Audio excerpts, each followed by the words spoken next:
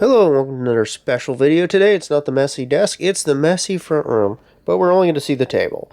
But today we're going to talk about basing again. Now I've touched on it once or twice before, especially the way I do basing, but I figured, hey, here's a way to help improve it if you actually try to do what I do. So we'll go through a couple examples. This guy here has been based in one of my newer ways. And I'm just going to go here so you get a little bit closer of a look. It's a very nice mix. It uses a couple different things. And I'm going to go ahead and show you the one that was used on my captain here. My captain. And that is right over here in this container. We're just going to go ahead and bring this over here and show it to you. Now this is a personally made mix inspired by Army Course. It has these ingredients, and I'm going to tell you right off the bat. Fine sand, which I put 1 part of aquarium substrate, which looks very much like sand, as I desperately try to open the thing behind the scenes. Shazam. But there's a bit of different texture you're going to notice in there, sizes and all that. You can get that at pretty much any in the States, Petco, or, you know, a lot of pet companies. It's usually called aquarium substrate. And they have options. They're usually colored options, such as I struggle with this lid. Beautifully prepared, I know. And here's the white substrate that they did. Now, it's got, let's go ahead and just get that on my finger.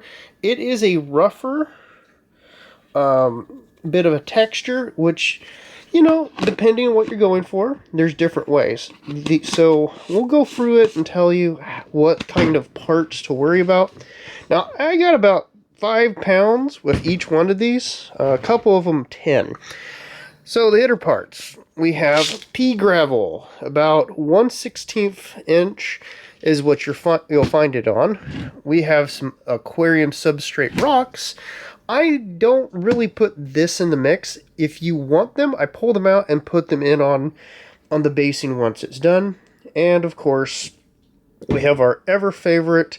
If you can't get fine sand for whatever reason, sometimes places just don't seem to want to carry it, baking soda will work perfectly fine.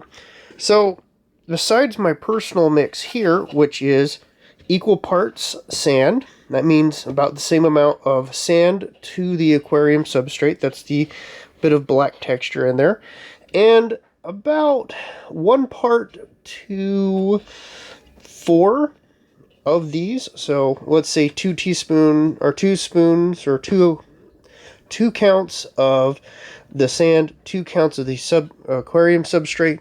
We would add 1, maybe 2 of the pea gravel. Now, you might be going, well, I can't find pea gravel in reasonable amounts for prices I'm willing to pay. There are other options. They're not perfect, but let's go ahead and just do this. You have this. This is called silica gravel, silica rock. Some places use them for gardening. Give you an idea, let's go ahead and just put that on the hand. It's very small, but it will look like rocks next to a guy. You can get this. This is the 0.08. So, what's the difference between the mix and the mysterious, definitely not hummus box and the one in the coffee jar? Well, it's an experimentation because I ran out of fine sand and nobody wanted to sell it in my local area because reasons. This mix, which I'm going to show some guys that have been based in it, this is 1 part of the white aquarium substrate to 1 part baking soda, and then it has about 2 parts. So basically, let's just say you're using teaspoons. I just added 2 teaspoons of the small silica gravel, and then 1 of the pea gravel, just because I wanted a few larger rocks in that. That gave the Imperial Guard here, let's try to grab them, a pretty interesting little texture. You can see it's picked it up in some areas.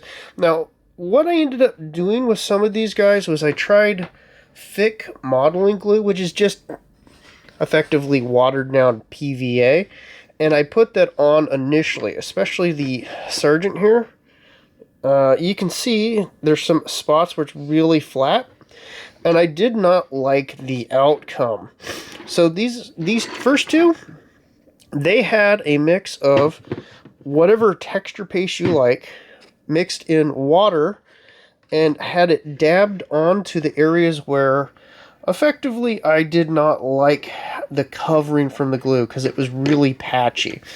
You can even see I added a footprint in behind his moving foot, and then I dipped it in the mix again, and I got a pretty decent amount of texture on it. It'll look way better when it's based.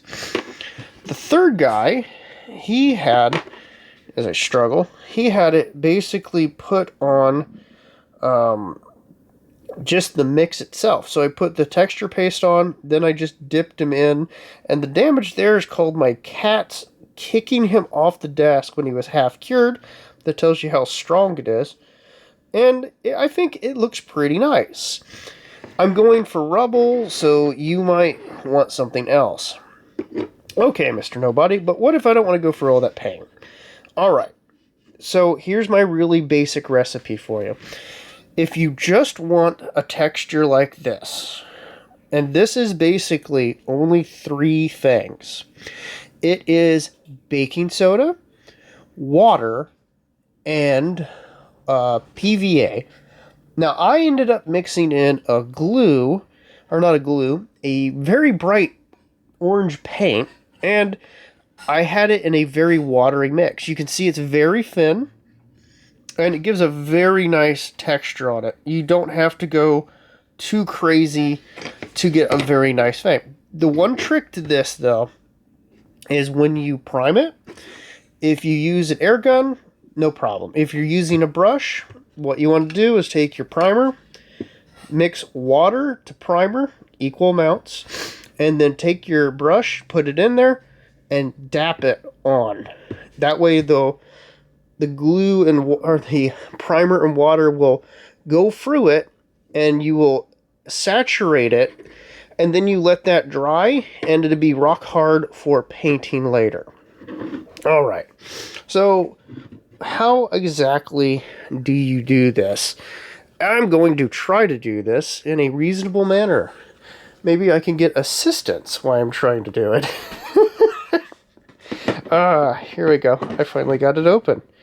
But, hey, I'll hand the camera over to someone far better at holding it than me at the moment. Oh, Lord, yeah, provided I don't touch nothing I ain't supposed to. You're fine, brother. It's not Stalingrad. We're good. Hey, alright, look. Alright, we're going to put a part of that. You don't have to be... Okay, so mine's dried out, so I learned this by accident.